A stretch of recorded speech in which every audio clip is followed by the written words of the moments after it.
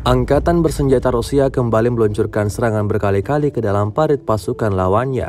Rekamannya ramai beredar di media sosial Telegram pada Selasa 7 Februari 2023. Serangan yang disebutkan pasukan Putin sebagai hadiah untuk angkatan bersenjata Ukraina. Di sekitar kawasan Kremenaya dengan bantuan pesawat tak berawak, pasukan Rusia berhasil menemukan sejumlah lubang persembunyian tentara Ukraina. Tak menyia-nyiakan kesempatan, militer Rusia langsung melemparkan granat berkali-kali di lebih 5 titik pertahanan Ukraina. Seperti yang terlihat dalam rekaman, semua parit Ukraina porak-poranda.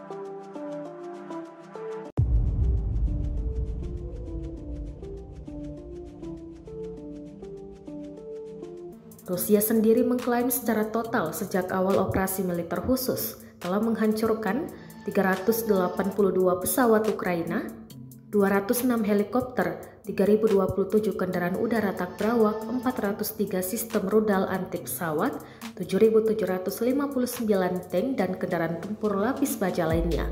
Sedangkan Ukraina menyebut Rusia harus kehilangan 870 pasukannya pada Senin 6 Februari kemarin. Total pasukan Kremlin yang dieliminir sebanyak 132.160.